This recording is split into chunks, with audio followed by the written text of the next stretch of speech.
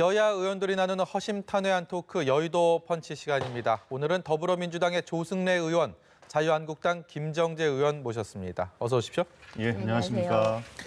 오늘 자유한국당 황교안 대표가 오후 3시에 긴급 기자간담회를 열었습니다. 앞서서 여의도 1번지에서도 저희가 그 소식을 좀 전해드렸는데 보수대 통합에 대한 의지, 그동안의 당내에서 상당히 거기에 대한 목소리가 컸었고요. 거기에 대한 황교안 대표가 답을 했다라고 볼 수 있을 텐데 네. 오전에 저희가 이 기자간담회 한다는 얘기가 알려졌을 때 의원님들 여러분께 좀 연락을 드리고 했는데도 이게 잘 모르시더라고요. 어떤 굉장히 좀 준비를 나름대로.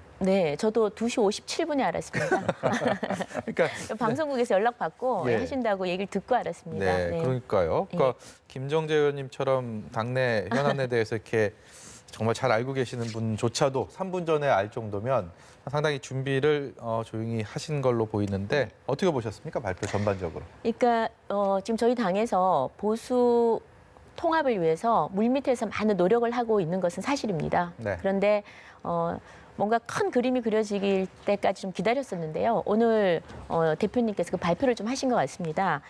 지금 국민들도 다 바라는 게 지금 현재 문재인 정부의 일방 독주는 안 된다라는 공통된 의견을 갖고 있습니다. 소위 말하면 무능하고 또 지금 좀 오만한 또 비리로 가득 찬 정부의 행태를 보면서 적어도 내년 총선에는 제발 야당이 한 목소리를 내면서 살아나왔으면 하면 좋겠다. 균형 잡힌 대한민국을 위해서 야당의 역할이 절실히 요구됐었습니다.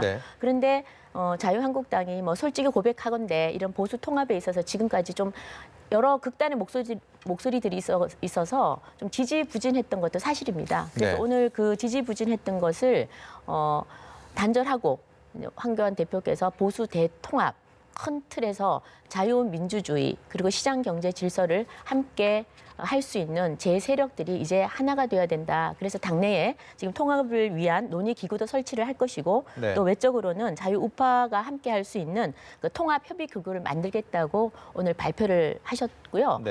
저는 굉장히 오늘 이 발표를 통해서 이제 좀 더 적극적이고 활발하게 제 세력들이 하나가 되었으면 하는 바람입니다. 일단 큰 그림은 그렸는데 이제 보수 통합 기구를 설치를 하더라도 그걸 어떻게 구성하고 어떤 식으로 운영하느냐, 그리고 다른 범보수 진영에 대한 그 어떤 러브콜 아니면 협상과 협의를 어떤 식으로 어떤 시점에 또 하느냐, 이런 것도 굉장히 중요한 디테일들일 텐데 거기에 대한 계획들도 순조롭게 진행이 될 거다, 이렇게 보십니까? 오늘 자세한 건 발표를 안 했지만 지금까지 지난 그 당대표 되시고 딱 보수 우파에게 요구하는 거는 두 가지였습니다.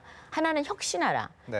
그리고 두 번째는 대통합하라였습니다. 그래서 그 혁신을 위해서도 끊임없이 지금 저희가 자체적으로 노력을 많이 하고 있지만 대통합이 저는 굉장히 중요하다고 봅니다. 그래서 지금 말씀하신 그런 구체적인 디테일한 것은 앞으로 해 나가면서 하나하나 발표하지 않을까 싶고요. 이건 또 혼자서만 하는 것이 아니라 다른 제 세력들이 있기 때문에 시민단체 또 당장 그 바른미래당이라든지 또 기존의 정당들도 있죠. 그래서 앞으로 보여줄 모습들이 지금 말씀하신 거 보여주면서 저희가 또 얘기하는 게 맞다고 생각을 합니다. 국민들의 민심을 총선에서 더 많이 끌어안기 위해서 또 경쟁하고 있는 민주당의 조승래 의원 입장에서는 황교안 대표 이번 기자간담회 보수 통합에 대한 기치 어떻게 보셨습니까? 예, 사실 저도 그 급작스럽게 이루어진 긴급 기자회견이다 보니까 제가 제대로 그 내용을 이제 분석을 하거나 할 수 있는 시간적 여유는 없었습니다. 근데 다만 이제 제가 언뜻 드는 생각은 왜 긴급 기자회견 형식으로 기자회견을 했어야 했을까? 특히 이제 그게 긴급한 사항이 있었다면 혹시 모르겠는데, 소위 이제 보수 야권 통합을 하겠다라는 사실 이제 선언 이외에 구체적인 내용은 들어가 있지 않거든요. 그런 측면에서 그 어떤 긴급성이 있었을까에 대해서 좀 제가 좀 생각을 좀 해봤는데 그건 아마도 그럴 것 같습니다.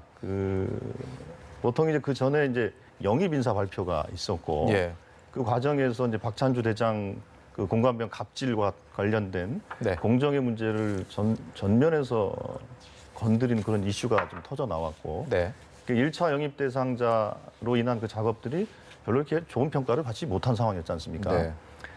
근데 보통 영입이라 하면 어떤 좋은 인재를 영입해서 그 총선을 준비한다는 의미는 그러니까 자강론에 가깝습니다.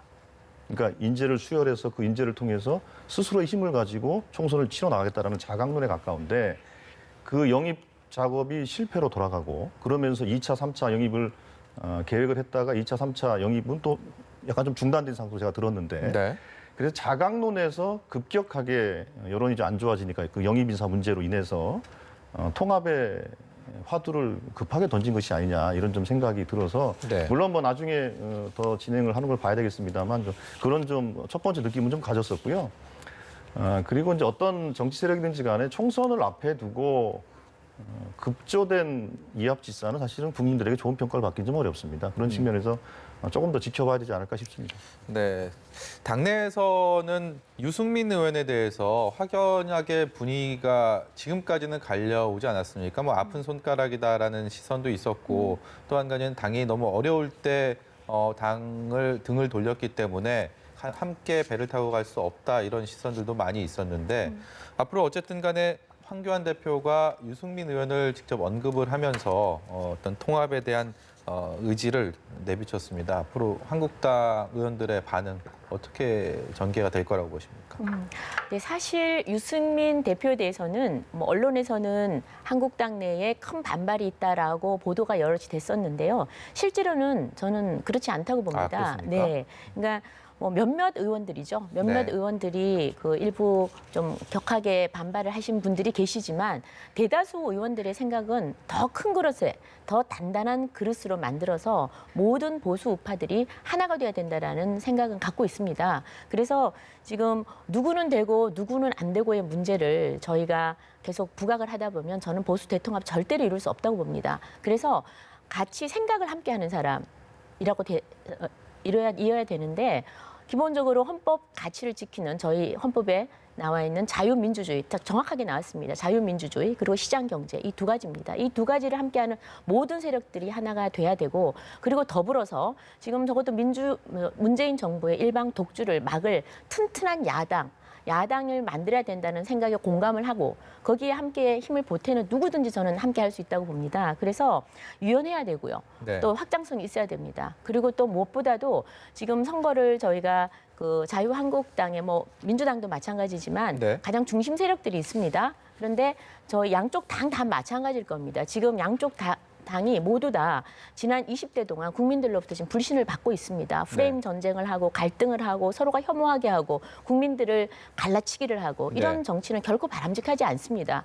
그래서 결국은 이 중도파들이 지금 양쪽 정당에서 실망한 사람들이 지금 다 중도에 모여 있습니다. 그래서 이 중도의 국민들의 눈높이에 어떻게 맞출 건가, 어떻게 끊임없이 혁신하고 변화할 건가, 그리고 대한민국의 미래를 위해서 어떤 가치를 지켜내는 것인가. 정말 기업이 일자리를 만든다는 생각, 그래서 기업들이 정정당당하게 경쟁할 수 있는 이런 그 토대를 만들어 주는 그런 뭐 시장 경제를 주장하는 당, 확연히 좀 이념적으로 좀 다르죠. 그런 부분이라든지 아니면 지금 민주주의에 대해서 지금 우리가 자유민주주의와 지금 민주당 쪽에서 지금 암암리에 조용히인지 뭐 국민들이 느끼는 건 사회민주주의로 가면 어떡하나라는 우려가 큽니다. 그래서 이 부분에 대해서도 분명히 우리의 색깔을 드러냈었고 또 여기에 동의하는 모든 세력은 하나가 될 수 있다고 생각을 하고요. 국민들 중도에 계신 분들이 다음 선거에 대한민국의 미래를 위해서 저는 판단을 해줄 거라고 생각을 하고 거기에 누가 더 가까이 가느냐 이게 저는 관건이라고 생각을 합니다. 80년대 후반 이후에 그렇게 민주주의라는 말이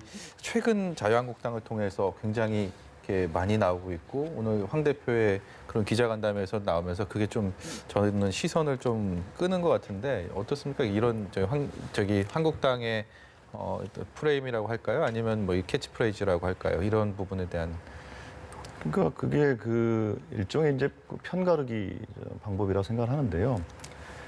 그러니까 지금 이제 황교안 대표의 그 기자회견을 보면 네. 아까 우리 김정재 의원이 말씀하셨습니다만 자유민주주의와 시장경제의 헌법적 가치를 받드는 모든 분들. 네. 그럼 이 모든 분들은 민주당도 포함되는 겁니다. 네. 그러면 이 자유민주주의와 시장경제 헌법 가치를 민주당은 그럼 어떻게 훼손하고 있는 것이냐, 받들지 않는다는 얘기인 거냐?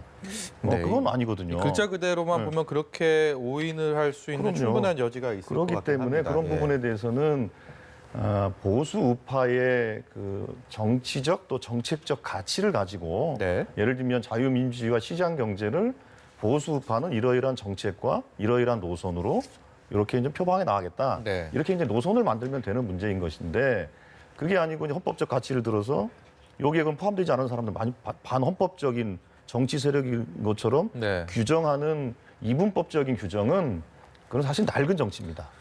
우리가 극복해야 될 낡은 정치인데 보수가 새롭게 통합하고 통합이 가장 큰 혁신이라고 황교안 대표도 말씀을 하셨는데 그렇다면 보수 우파가 헌법적 가치를 어떻게 구체적으로 실현해 나가겠다라는 구체적인 방법론과 정책, 노선 뭐 이런 걸 가지고 우리가 좀 논쟁을 했으면 좋겠다. 네. 그게 아니고 이제 당신들은 반헌법 세력이야라는 일종의 색깔론, 낡은 이분법적인 대결주의 이런 걸 가지고 정치를 좀 다시 이제 정쟁의 수준으로 좀 더 되돌리는 것은 제가 보기에는 좀 문제가 있지 않나 싶습니다. 출발점 자체가 좀 문제가 네, 있다. 김정재 의원께서 반론하신다면요? 맞습니다. 이렇게 이분법적으로 지금까지 프레임 전쟁을 하지 않았습니까? 네. 이 뭐 우리 최근에 가장 큰 프레임 전쟁이 우리 소위 말하면 반일, 일본과의 그 관계에 있어서 우리가 친일, 네. 반일로 지금 몰아붙였습니다, 네. 국민을. 그래서 예를 들면 우리 일본과 지소미아 파기. 그러니까 처음에는 뭐 우리 대법원 판결 때문에 일이 네. 시작됐다가 일본의 또 규제 경제 수출 규제를 제재가 하고 있었고요. 제재가 있었고 예. 그다음에 저희가 또 지소미아를 지금 파기를 하겠다 그랬지 않습니까? 그때 지소미아 파기로까지 가는 그 과정에서 조금이라도 일본과 화해를 하거나 외교적 어떤 채널을 통해서 얘기를 하자라고 대화를 주장하는 사람들을 반일로 몰아붙였습니다. 네, 많은 죽창가를 지탄을 부르자 받았었죠. 그랬고 예. 그랬습니다. 그때 굉장히 안타까웠죠. 그런데 지금 오늘 당장 어떻습니까? 오늘 당장 보면은 그 지소미아 파기를 해서는 안 된다, 연장해야 된다고 지금 미국에서 지금 속속 들어와서 오늘 결집을 다 하고 있습니다. 네. 미국에서 압박을 가하고 있습니다. 그런데 우리가 너무 세게 국민들한테 반일한 겁니다. 지소미아 파기해야 된다고 하니 지금 국민들이 60% 이상 지소미아 파기해야 된다고 지금 생각을 하고 있거든요. 그러니까 정부가 굉장히 옵션이 적어지는 겁니다. 네. 그래서 저희가 지금 의원님 말씀하신 대로 앞으로는 이렇게 양쪽 저 프레임 전쟁을 하듯이 낡은 구도로 가서는 절대 안 된다고 생각합니다. 저희는 네. 정치는 누구보다 대한민국의 뭐 국민 복리 양쪽 당이 다 생각을 한다고 생각을 해요. 굉장히 전략적으로 접근해야 되고 우리 정부가 많은 옵션을 가지고 외교 문제뿐만 아니라 국내의 정치, 경제, 외교, 사회, 교육 다 해야 된다고 정책을 다양하게 구사를 해야 된다고 생각을 하는데요. 예. 그러나 그 정책을 구사하는 기본적인 생각의 틀이라는 거는 분명히 있습니다. 네. 그래서 지금 아까 말씀하신 대로 그 시장 경제라는 것이 소위 말하면 가장 자유롭게 기업들이 경쟁하면서 물론 중소기업이나 좀 이 경쟁의 판이 기울어졌거나 근본적으로 잘못된 거는 국가가 개입해서 일정 정도 평평하게 해줘야겠지만 그 안에서 창의력 또 개혁적인 혁신적인 생각을 가진 기업들이나 개인들이 자유롭게 일할 수 있게끔 풍토를 만들어주는 게 환경을 만들어주는 게 국가가 해야 될 일이라고 생각을 네. 합니다. 그 부분에서 디테일에 있어서 민주당과 한국당이 조금씩 차이가 있는 것 같아요. 네. 그래서 그런 정책적인 부분은 앞으로 우리가 뭐 공약단이 나와서 양쪽 정당이 다 발표를 할 겁니다. 그때 국민들이 평가를 해주시면 될 것 같고요. 또 뭐 이건 편가르기 아니라 분명히 선거를 치르면 분명히 당이 존재하는 겁니다. 예. 그래서 우리가 보수 이제 우파 쪽에 지금 전체 지금 흩어져 있지 않습니까? 우리 네. 그 박근혜 대통령 탄핵 이후로 뭐 갈갈이 찢겨져 있습니다. 거의 뭐 당이 문 닫기 5분 직전까지 갔었는데 이제 다시 일어나자는 거죠. 그리고 길게 봤을 때는 민주당에도 그렇고 대한민국에도 그렇고 건강한 야당이 있는 게 저는 국민에게나 국가에게는 좋다고 생각을 합니다. 네. 그래서 이번에 이 지금 황교안 대표께서 보수 대통합을 얘기한 것은 이렇게 갈갈이 찢겨서는 우리가 도저히 야당의 역할을 할 수 없다. 한쪽 날개를 잃고서는 대한민국이 제대로 된 비상을 할 수 없다. 그래서 다 제세력이 다 함께 하자라는 그런 발표였고요. 기자회견이었고 저는 이 안에 뼈저린 반성의 말도 많이 들어가 있다고 오늘 봤습니다. 예. 더불어민주당 얘기 한 가지만 여쭤보고요. 다음 주제로 넘어가 보도록 하겠습니다. 오늘 더불어민주당 최고위원 회의가 국회 로텐돌 그러니까 본회의장 입구 바로 그 광장 넓은 곳에 홀에서 열렸는데 사실 아침에 그런 당의 전략 회의들은 당 대표실이나 원내대표실에서 일반적이고 이렇게 장소를 바뀔 때는 뭐 총선 선대위가 출범을 하거나 선거운동에 들어갔을 때 어떤 특별한 의미를 부여하면서 장소를 옮기고 이렇게 통상 하지 않았습니까? 오늘 로텐도홀에서의 최고위원회의는 어떤 의미가 있는 겁니까? 예, 그 조금 전에 말씀하신 것처럼 이제 최고위원회 회의라든지 뭐 원내대책회의라든지 이런 거는 당대표 회의실이나 원내대표 회의실에서 하는 게 통상이고요. 그리고 이제 간혹 이제 현장 최고위원회 회의 그렇죠. 같은 걸 합니다.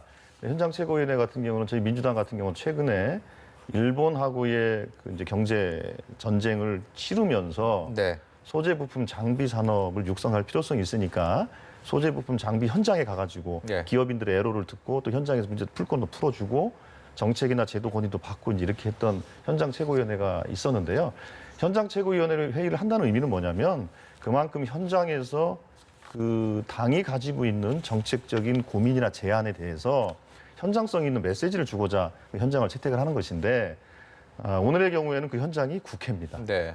그래서 국회이기 때문에 통상의 뭐 회의실보다는 본회의장 입구 이 로텐더홀에서 현장 최고위원을 연 것이고요. 네. 오늘의 핵심적인 주제는 일하는 국회를 좀 만들어 보자. 네. 그게 핵심적인 주제였습니다. 다들 아시는 것처럼 실제 20대 국회가 사실은 중요하고 큰 일을 했습니다. 대통령을 탄핵한 국회입니다. 20대 국회가. 그러나 그 이후에 보여줬던 모습은 국민들과 새로운 나라를 좀 만들어 달라는 그런 요구를 네. 20대 국회가 제대로 이제 그걸 수용하지 못했던 20대 국회이기 때문에 네. 현재 국회에 대한 불신과 국회의원에 대한 불신이 너무 큰 상태입니다. 네. 그래서 일하는 국회를 만들라는 요구가 너무 큰 것이고 네. 그래서 민주당은 현장 최고위원회 회의를 통해서 일하는 국회를 만들기 위해서 국회법 개정 등을 좀 진행을 하자라고 네. 좀 제안을 드렸고 또 한편으로는 중요한 민생 입법들 예를 들면 청년의 기본적인 삶을 좀 규정하고 삶의 조건을 개선하기 위한 청년 기본법이라든지 아까 말씀드린 것처럼 소재 부품 장비 산업 육성을 위한 특별법 개정이라든지 그리고 4차 산업혁명 시대에 쌀에 해당하는 그 데이터입니다. 빅데이터, 데이터 3법을 처리한다든지 등등 이런 민생 입법이 국회에서 여전히 좀 잠자고 있어서 네. 그걸 좀 빨리 처리하기 위한 일하는 국회를 좀 만들어보자. 네. 이런 취지로 현장 최고위원회를 열었고요. 네. 그래서 저희 민주당에서는 국회가 일할 수 있는 여러 가지 그 법률 제도적 그 개선 사항을 담아서 네. 이미 국회법 개정안 같은 것들을 제출한 상태입니다. 네. 두 번째 펀치 주제 보고 오겠습니다.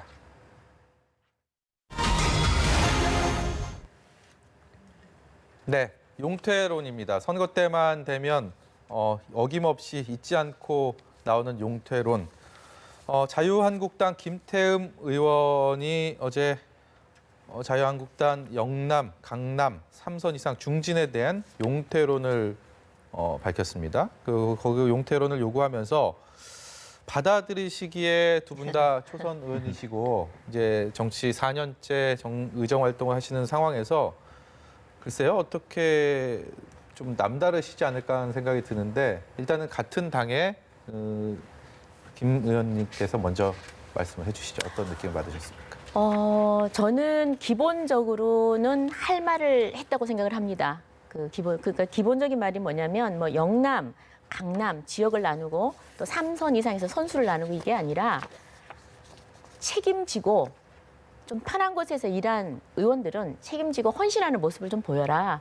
그리고 누군가가 국회의원들이 그렇거든요. 누군가가 포기를 하고 나가면 또 새로운 피가 수혈되게 돼 있습니다. 네. 그래서 결국 이 말은 다음 세대 지금 국민이 원하는 좀 새롭게 교체하기 위해서 좀 자리를 좀 내주자라는 네. 의미로 저는 받아들였기 때문에 그 기본적인 생각은 동의를 하는데요. 어느 특정 지역이나 몇 선 이렇게 두부 자르듯이 자르는 것은 그거는 조금 바람직하지는 않다고 봅니다. 해당자는 기분이 좀 나쁘겠어요. 뭐 해당자를 떠나서 왜냐하면 저희가 3선, 4선, 5선 되면 또 경험과 경륜이 있습니다. 네.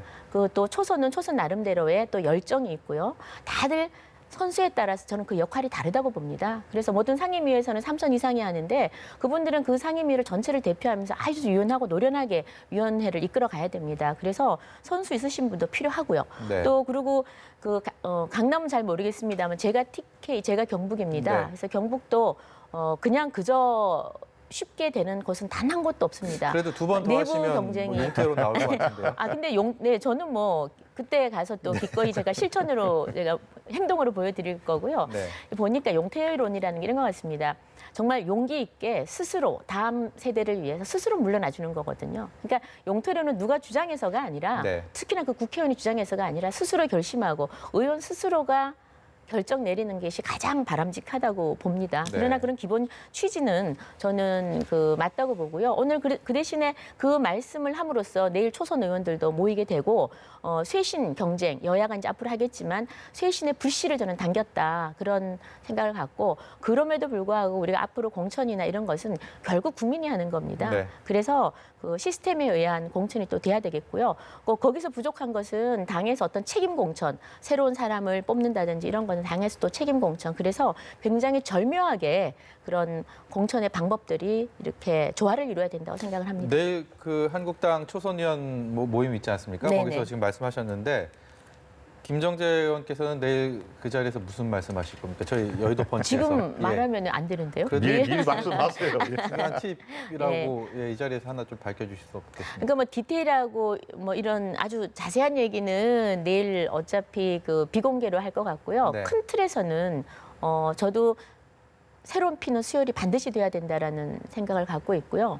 그다음에 용태로는 누가 주장할 것이 아니라 스스로 의원님들 스스로 물러나 주시는 게 국민들 보기도 그렇고 우리 같은 동료 의원들끼리도 누구는 어때라라고 말하는 거 쉽지는 않습니다. 예. 그래서 스스로 결심을 해주시길 바란다는 말씀밖에 못 드릴 것 같습니다. 네, 사실 인적 쇄신에 대한 얘기는 민주당에서 먼저 나오지 않았습니까? 역시 초선 의원발 표창원 이철 의원이 이제 그 불을 당겼는데 지금 민주당은 비교적 자유한국당에 비하면 조금은 더 부드럽게 이런 이른바 제가 이런 표현을 써서 맞는지 모르겠지만 좀 물갈이라는 표현을 관용적으로 많이 쓰기 때문에 물갈이 폭을 크게 하겠다 하면서 아직까지 큰 잡음은 없는 것 같습니다. 어떻습니까, 분위기가? 그렇죠. 그러니까 지금 그 김태흠 의원의 용태론과 이제 저희 당에서 진행되고 있는 그 움직임은 조금 다른 것이 김태흠 의원은 너 출마하지 마, 나가. 이런 개념 아닙니까? 네. 근데 이제 우리 당의 이철희 의원이나 표창원 의원은 내가 출마하지 않겠다. 그러니까 나를 쇄신의 불쏘시개로 삼아달라는 거 아닙니까? 그런 측면에서 울림이 좀 더 있다고 보는 거고요. 다들 아시는 것처럼 사실은 저희 민주당의 경우에도 과거에 여러 가지 물갈이론이 많았습니다. 호남 네. 물갈이론이 네. 항상 있었거든요. 네. 그러니까 아마 그 자유한국당도 예전에 새누리당 그 이전에 국회. 그 각신한국당 정당 어떤 그 역사 속에서 보면 네. 영남 물갈이론은 계속 있어왔던 네. 얘기예요. 그렇기 때문에 사실 이게 새로운 얘기는 아니다. 그래서 이런 정치권의 쇄신을 위해서는 제일 중요한 건 자기의 결단이 훨씬 더 중요하다고 보는 거고 또 하나는 어떤 가치를 통해서 예를 들면 그 70년대 초반인가요? 그때 40대 기수론 그 김대중 대통령, 김영삼 대통령 네. 이런 분들이 기치를 들었던 40대 기수론. 그러니까 네. 일종의 세대 교체론 아닙니까? 예. 그런 것처럼 어떤 기치나 가치를 들고서 정치권을 쇄신하기 위한 운동을 전개하는 것이 제가 네. 보기엔 훨씬 더 국민들에게 울림이 있을 것이다. 네. 저렇게 용태론을 하거나 아니면 누구는 출마하지 마라, 나는 출마하지 않겠다 이런 움직임들은 그런 측면에서 국민들이 그럼 너네들은 어떤 가치와 어떤 근거를 가지고 국민들에게 지지를 호소할 것이냐에 네. 대한 가치를 제시하지 못하거든요. 다만 이제 사람을 바꾸는 문제인 것이죠. 그래서 저는 이 그 쇄신 운동이 자유한국당도 그렇고 마침 또 자유한국당도 통합 운동을 하신다 하니 국민들에게 보여줄 수 있는 보수 우파의 새로운 가치를 가지고 저는 좀 쇄신하는 방향으로 갔으면 좋겠고 민주당도 마찬가지로 그렇게 진행됐으면 합니다. 말씀은 드러내놓고는 못하더라도 본인이 어떤 물갈이 대상, 그 용퇴의 대상이 된다면 속으로 부글부글 끓을 것 같아요. 근데 네, 맞습니다. 표현은 또 하기에는 또 그렇고 그래서 두 분께서 지금 이제 초선 의정 활동을 이제 끝을 앞두고 있는데 다음 또 기회가 된다면 글쎄요 이렇게 그런 용퇴 대상은 안 되는 그래서 정말 저런 경험과 관록이 반드시 필요하다라는 평가를 받으시기를 그래서 3선 정도는 돼야 용퇴 바라겠습니다. 대상이 되는 거니까. 네. 예. 예. 마지막 주제로 보고 오겠습니다. 네, 그야말로 후폭풍입니다. 강기정 청와대 정무수석이 불러온 후폭풍이 만만치가 않습니다. 오늘 예결위원회 회의가 있었는데요. 거기 예결위원이시잖아요. 예, 그렇습니다. 결국 파행돼 갖고 예. 이 자리에 계시는 거 아닙니까? 예, 그렇습니다. 오늘 당초 10시에 예결위 회의, 오늘은 이제 비경제 분야 이제 질인데요. 이틀째 질인데, 네. 그래서 비경제 부처 장관들, 국무위원들을 이제 출석시켜 놓고서 이제 질의를 하기로 돼 있었는데 네. 강기정 수석의 이제 출석 문제 가지고 이제 논란이 있어서 오늘 회의는 금요일 날로 이제 네. 미뤄진 걸로 돼 있고요. 네. 근데 그 과정을 보면 그랬어요. 그러니까 예결위가 청와대와 관련해서 그 논쟁을 좀 한 2번 정도 했습니다. 네. 첫 번째는 뭐 가지고 했었냐면 경호실장 출석 문제를 가지고 네. 요구를 했었어요. 그러니까 자유한국당과 야당에서 경호실장이 왜 출석하지 않냐. 그래서 그 문제를 가지고 한참 이제 간사 간 협의도 하고 논쟁도 하고 의사진행 발언도 진행하다가 그 문제는 그동안 계속 이제 그 경호실장이 출석한 전례가 없고 경호실장이 대통령을 지근거리에서 경호해야 될 의무가 있고 해서 그 부분은 그렇게 정리가 됐고요. 네. 그 다음에 이제 비서실장 출석 문제가 또 있었는데 그 문제도 그렇게 정리가 됐습니다. 예. 그러다가 이제 그 운영위원회에서 이제 문제가 이제 불거져서 처음에는 사과 문제로 얘기가 좀 정리가 됐었어요. 네. 그래서 예결위 차원에서는 정무수석이 출석을 해서 어제 관사협의의 결과입니다. 오늘 출석을 해서 사과를 표명하는 것으로 일단락지는 것으로 그렇게 어제까지는 정리가 됐던 것인데 네. 오늘 갑자기 출석 자체를 허용할 수 없다, 사퇴해라 이렇게 되면서 예결위가 이제 파행되게 된 겁니다. 네. 나경원 원내대표는 오전에 발언들도 그렇고 지금까지 분위기를 좀 보면 사과를 받으실 마음이 없으신 것 같아요. 그러니까 사과를 용서해 줄 생각이 없다라는 느낌을 강하게 받았는데요. 어떻습니까? 뭐 사과를 받을 수 없다, 뭐 용서를 할 수 없다 이런 문제가 아니고 네. 이번 같은 경우에는 그 청와대에 국민을 대하는 또 국회를 대하는 태도가 이번에 드러났다고 봅니다. 네. 그래서 뭐 다 아시겠지만 이번에 강기정 수석 제가 운영이어서 예, 그 예. 자리에 또 있었고요. 예, 맞습니다. 그 강기정 수석 이번 이 사태는 이번 처음이 아니고 지난 운영위 때도 또 강기정 수석께서 삿대질을 하고 또 본인이 질문 안 하는데 끼어들고 이런 일이 지난번에도 있었습니다. 그때도 문제가 있었지만 제가 좀 조용히 넘어갔었고요.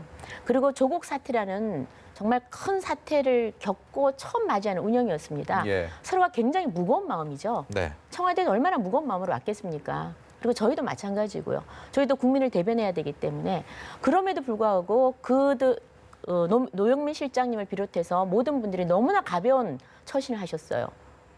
웃고 그다음 의원들이 질문하는 데 대해서 계속해서 수천만 보면서 한 소리만 하고 이런 일관되게 그렇게 해오셨어요. 그런 와중에 지금 벌어진 일이었습니다. 예. 반말을 하고 삿대질을 하고 소리를 지르고 이런 일이 벌어졌는데 네. 저는 왜 이런 일이 벌어졌냐 하면 물론 첫 번째는 강기정 의원의 개인 캐릭터의 문제도 있습니다. 예. 뭐 다 아시겠지만 과거에 국회의원 하시면서도 국회의원 또 얼굴을 때리고 뭐 경위도 뭐 이 가격을 예, 하고 뭐 과거에 이런 그런 일이 일들이 있었죠. 있었습니다. 그리고 또 뭐 울고 웃고 하는 좀 감정의 기복도 있고요. 그런 개인 캐릭터도 있겠고요.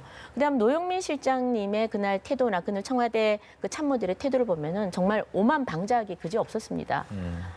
그리고 제가 이 뭐 개인적인 뭐 과하게 생각하는지 모르겠지만 조국 사태 이후로 그 청와대 참모진들이 굉장히 모든 면에서 예민해 있었다. 그리고 그날은 특히나 지금 우리가 경제에 있어서도 경제 지표들이 발표되면서 지금 경제가 계속 엉망진창으로 가는 게 다 드러난 상황이었고 안보, 경제 모든 부분에서 어디 하나 내세울 게 없는 겁니다. 청와대가 굉장히 답답할 겁니다. 그래서 특히 조국 사태를 거치면서 그 예민함이 그날 좀 팽배하는 그런 분위기였어요. 그래서 이런 이제 일이 터졌는데 이런 일로 인해서 청와대의 그런 안하무인격인 태도가 이번에 드러나지 않았나 싶고요.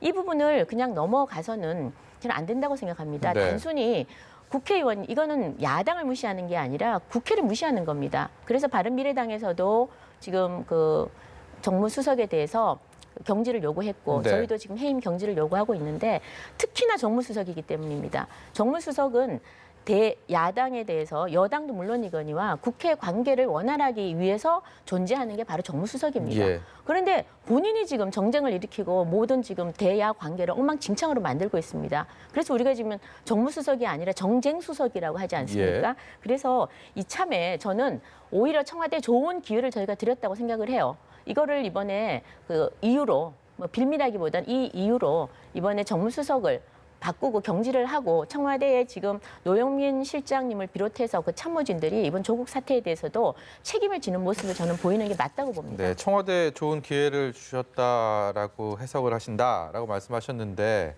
청와대에서는 이미 강기정 수석이 사과를 했기 때문에 별다른 입장이 없다라고 얘기를 했고 자유한국당에서는 강기정 수석은 물론이고 정의용 안보실장까지 경질을 촉구하면서 안 그러면 대통령의 임기를 못 채울 것이다. 뭐 이런 강도 높은 발언도 있었습니다.